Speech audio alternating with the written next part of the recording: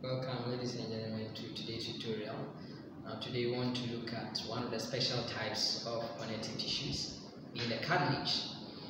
And for cartilage, yes, apart from forming the fetal skeleton, yes, in some adult skeleton also being a component of it, yes, also going to cushion, serve as a cushioning material.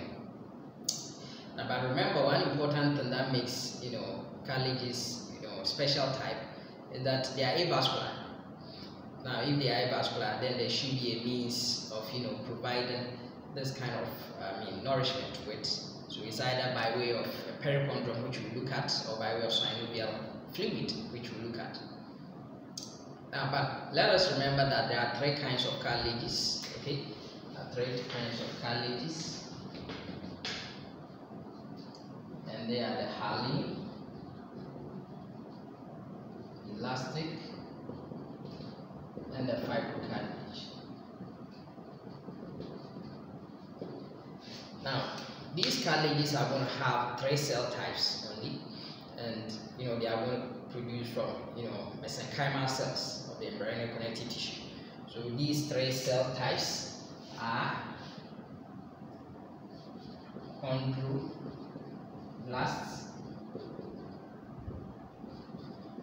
chondrocytes, and chondroclasts. And remember, the word chondro has to do with cartilage. Now, if it's a blast, then it forms. So it's going to form the matrix. If it's a site, chondrocyte, it's going to maintain the matrix which is formed. Then if it's a clast, it's actually not, actually what happens is that the chondroblast, after making the extracellular matrix, they will get entrapped in it and become chondrocyte. Now, chondrocytes won't give rise to chondroclasts. Chondroclasts are coming from a different lineage altogether, coming from the blood, actually monocyte. And these ones are going to be the macrophage of the cartilage, chondroclast. It's going to resorb the cartilages. Now, let's see. Now, we said that if you are a cartilage, then you are avascular. Then how do they get their nourishment from? And we said that they will be by, a pericondrum. So let's see. Generally, assuming I have this,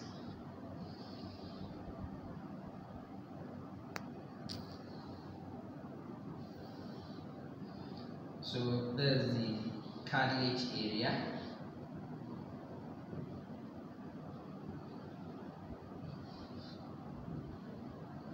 Finding themselves in these spaces known as lacunae, and these are the cartilage cells. So this area is the cartilage, and these are the cartilage cells. Because they've been entrapped, this is actually a chondrocyte.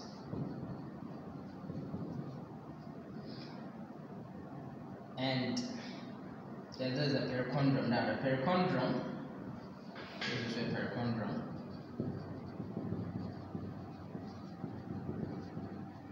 The pericondrum is actually having two layers.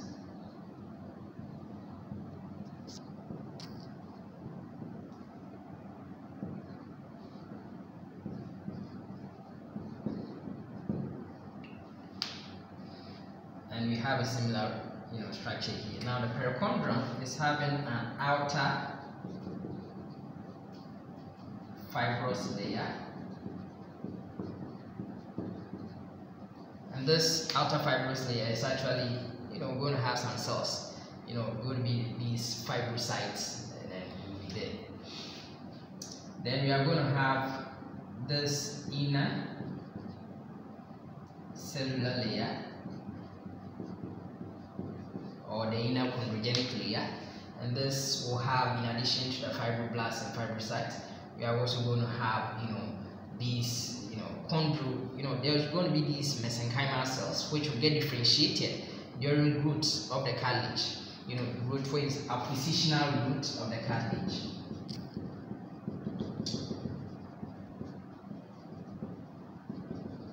And with their positional growth, what happens is that as the cartilage grows, then these mesenchymal cells are transformed into chondroblasts and eventually into chondrocytes. so that it can help in increasing the thickness of the cartilage.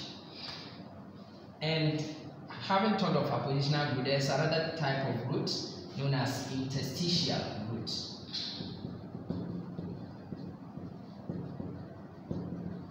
Now, for interstitial root, it is the chondrocytes themselves which are going to produce more extracellular matrix to actually increase the length of long bones, especially in the when you look at the fascial plates of long bones. Interstitial root is going to take place to increase the length of these long bones.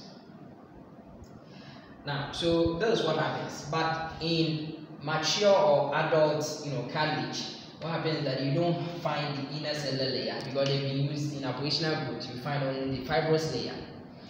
Now, this is how hyaline cartilage and elastic cartilage are going to have these kind of orientation. Their blood supply is actually going to come from the chondrum, the pericondrum. Peri is around and chondrum has to do with cartilage. So around the cartilage, by way of diffusion, to go through and then nourish the chondrocytes, But there is a special type of hyaline cartilage known as articular cartilage, and this articular cartilage, yes, although it's a type of hyaline cartilage, it's actually devoid of pericondrum. It's devoid of pericondrum. Now, if it's devoid of pericondrum, then how is it going to get its nourishment? Together with the fibrocartilage, which are found around synovial joints, they will get their nourishment actually from synovial fluid. And remember that this synovial fluid are going to be secreted by the synovial membrane, even as well as even coming from the ultrafiltrated of blood. Now, so that is these are the three kinds of these cartilages. So I will tell you that some even anatomists believe that yes, the articular cartilage should be a separate type of cartilage because of deviating from the normal hyaline cartilage characteristics. Now, how do we then classify these three kinds of cartilage, hyaline, elastic, and fibrocartilage? Essentially, it's based on the type of fiber which is present in the extracellular matrix, type of fiber present. Now, let's take them one after the other. Now, we are going to look at the hyaline cartilage. For hyaline cartilage, it's going to have, yes, cartilages are generally going to have type 2 collagen fibers, but in addition to the type 2 collagen fibers, we also have type 6, type 9, type 10, and then of course type 11 collagen fibers. But what happens is that these types are actually smaller in quantity, but for the type 2, which is predominant, it's having almost the same refractive index to that of the ground substance. Therefore, in light microscopy, we don't see it. Therefore, it makes this hyaline cartilage have a glassy appearance. But what happens is that with the ground substance is going to have what we call these aggregates, and these aggregates are actually sulfated proteoglycans, and that is when we're talking about chondroitin sulfate.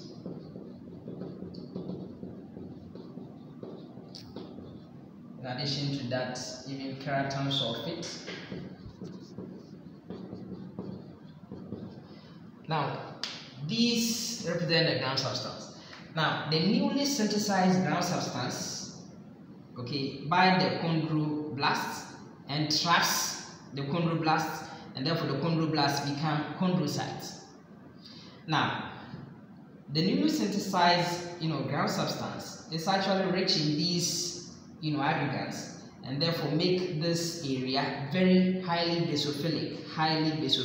Therefore, this area represents what we call the territorial matrix, around that area, giving us the territorial.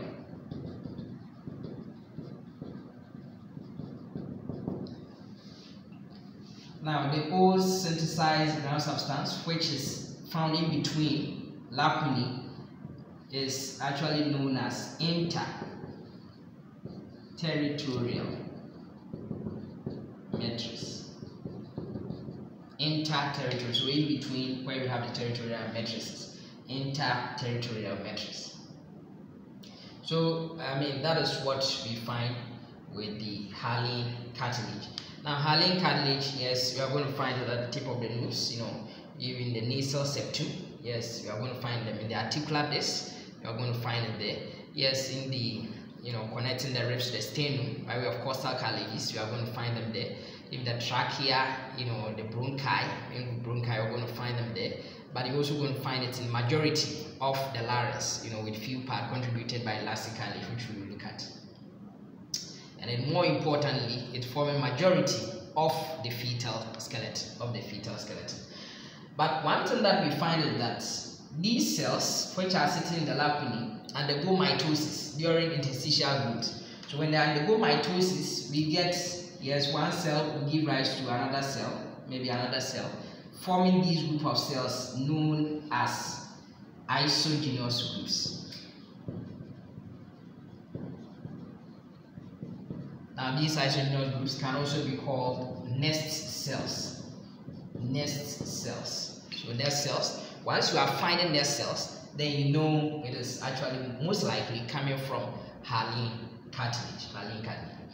Now, how about the next cartilage that we find, which is the elastic cartilage? For elastic cartilage, yes, you are going to find it in places where recoil is very important. So you are going to have, in addition to type 2 collagen fibers, you are going to have a lot of elastic fibers. By elastic fibers and the normal hematoxylin staining, you tend not to see it. Therefore, you have to use a special stain known as ostin, which is actually an elastin stain, so that you can pick up the stain. Now, these